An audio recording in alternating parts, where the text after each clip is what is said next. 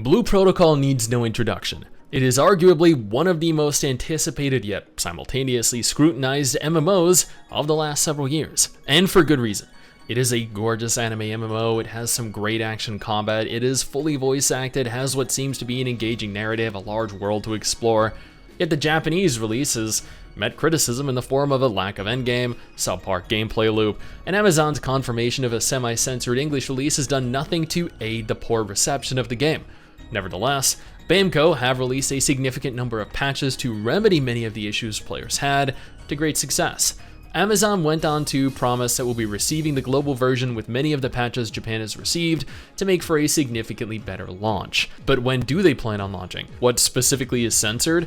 Are they planning on holding any beta tests between now and release? I plan on answering every question I possibly can in this video, providing you an easy to digest FAQ on everything you can expect going into 2024. So take a seat. Now, if you're interested in my thoughts on the Japanese launch, I have a dedicated video for you that you can find either in the description or the pinned comment or via the end screen at the end of the video. Now let's jump in. Blue Protocol is an open world anime MMO.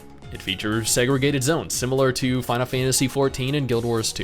It utilizes an action combat system but also provides players the option to lock onto targets. Being a Japanese title, it has a large focus on narrative, which seems to be fully voice acted with animated cutscenes.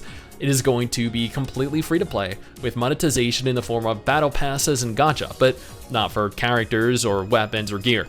Anything that could provide a beneficial advantage to paying players, rather mounts, outfits, and other cosmetic options. There are 6 classes, 5 of which are confirmed to be available upon the English release, an extensive selection of talent trees for different classes that add depth and originality to every player.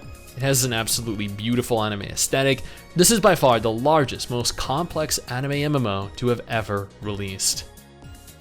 You might be thinking that there was something to do with censorship, monetization, or the publisher, and you'd be incorrect. Japanese players found the largest issue with the core game. Upon its initial release, players powered through the game at a rapid rate and quickly began to realize that the world was largely empty. Zones had items that you could farm, the odd elite monster that would spawn, and that was it. There was little to no open world content present, which would have been easier to digest had there been a more competitive, diverse selection of dungeons or raids available. But dungeons are just Zerg rushes to the final boss, and raids are button-mashing single-room encounters. Absolutely nothing complex or challenging about any of it, or at least that was the case upon release. Dungeons were just monster grinds, the open world was a collection of monsters to grind, side quests were monster hunting missions, there was no PvP, very little in terms of life skills, no trading or player housing. Before we delve any deeper into Blue Protocol, allow me to take a moment to thank my incredible patrons over on Patreon who allow for me to continue to do dedicated videos like this every single week. You guys are absolutely phenomenal and I cannot thank you all enough for the support. Now back to the video. Initially, because Amazon Game Studios was in charge of publishing the game, they did a poor job initially with the development of New World and did a subpar job with Lost Ark, censoring the game and altering aspects to suit their agenda. They then became upset when the game got repeatedly delayed.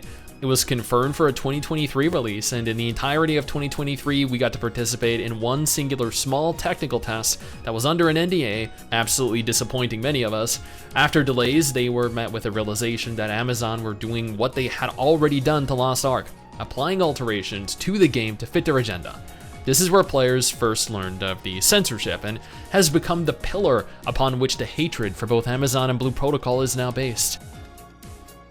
Thus far, it has been confirmed that Amazon have adjusted a few of the outfits from their Japanese counterpart to cater to Western sensibilities. They went on to remove the shake button in character creation that allows for you to check for character physics while creating them. They also removed the child body archetype. I use the term global here very loosely. It's considered a global release, but at the same time, it's not available in all regions. While initially confirmed to be releasing to the Western market in 2023, Amazon later altered and delayed the release of the game to 2024. It is unconfirmed when specifically in 2024, but players strongly speculate it'll be after the global release of Throne and Liberty, which unfortunately still doesn't have an exact global release date. There are a few different theories on why Blue Protocol was delayed. On the one hand, Amazon were hoping to release Throne and Liberty first. Every time Throne and Liberty was delayed, Blue Protocol also got delayed. Coincidence? Possibly, but unlikely.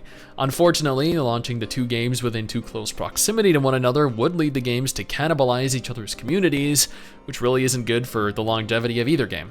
The other theory is that Amazon were merely waiting on additional content to be released for the Japanese version. With how poorly the Japanese version was received, it makes sense that they want to avoid the same reception. Given Amazon have confirmed we'll be receiving a playable version of the game with much of the current Japanese content, this also seems highly likely. So the reason is likely a combination of the two. Current confirmed platforms are PC, PlayStation 5, and Xbox Series X and S. It's also worth noting, and this is completely disconnected from Blue Protocol, but Bandai Namco and Tencent have entered a partnership to not only develop, but also publish a global version of Blue Protocol Mobile. Again, Blue Protocol is going to be completely disconnected from Blue Protocol Mobile. They won't even share the same development studio. Bandai Namco, a Japanese studio, developed Blue Protocol. Tencent, a Chinese studio, are responsible for the mobile version. It is currently unconfirmed, however, whether there will be any cross-play functionality present between PC and console in the global version. Since mobile is disconnected, there will be no cross-play present between it and either PC or console. While confirmed supported languages for global include English, French, German, Spanish, and Brazilian Portuguese, global regions will consist of North America, South America, Western Europe, Australia, and New Zealand. A confirmed English dub will be available upon release. Within Asia, the game has a confirmed South Korean, Taiwanese, Hong Kong, and Macau release, with most of Southeast Asia suffering IP blocks, and potentially European regions that have laws and regulations banning video games with gacha, unfortunately. Amazon promised a global closed beta test would be held in 2023, after confirming their delay into 2024, and they weren't being dishonest. There was a closed technical test established that both MRSSSTIX and I were invited into under an NDA, so sadly I'm not at liberty to discuss anything that we experienced, or didn't. The technical test ended on November 13th, after which the English team went completely silent. Shocking, I know. Additional closed beta tests are planned for 2024, where I'm certain Amazon will reach out to the largest streamers who have absolutely no idea what Blue Protocol even is to attain maximum coverage of the game. It is worth noting that they did state when we next open the servers, we look forward to hosting a larger event that includes updates from the Japanese live environment. Meaning we're going to receive and be capable of playing content Japanese players did not have access to at launch. Many of us attempted to circumvent Japanese IP restrictions by using VPNs. Many of us got caught. Some of us were lucky and didn't, but I can say with certainty a large majority of us did. Thankfully, since Bandai Namco published the game in Japan and Amazon will be publishing the game in the West, any bans that happened as a direct result of playing the Japanese version will not be present in Amazon's version, so there is no fear or threat of losing access. If you were banned, for whatever reason, hey, I'm not judging you, you can still play Amazon's English version later this year. I think the ultimate success or failure of Blue Protocol isn't necessarily down to a single thing. I think regardless of censorship, regardless of content concerns, it is going to appeal to a demographic of players that are interested in anime MMOs. Anime MMOs are some of the worst MMOs in the entire genre, so even at its worst, this is going to be a significant improvement over anything else available and will therefore cannibalize every other anime MMO on the market. Nobody will want to play other far more inferior anime games when this is superior to all of them in every aspect. It'll also appeal to tens if not hundreds of thousands of players that are just looking for a fun MMO to play, bolstering its player base further. Will it be a success though? Honestly, yeah, I think it will definitely, but I also think at the end of the day, the term success is going to change substantially depending on the game that is being discussed. Tales of Arise, as an example here, was a success for Bandai Namco with 2.7 million sales. But for Nintendo with Zelda, 2.7 million sales is insignificant. Tears of the Kingdom sold 10 million copies within 72 hours of launch and over 20 million copies since it launched. See how large the gap between successes is? I think these are the most important questions answered. I searched around and I couldn't really find any additional questions that I thought warranted elaboration. Now, I am still excited for Blue Protocol and I cannot wait to play it in English later this year. If you're interested in my thoughts after playing the Japanese release for several days before being banned, consider checking out the video on screen right now.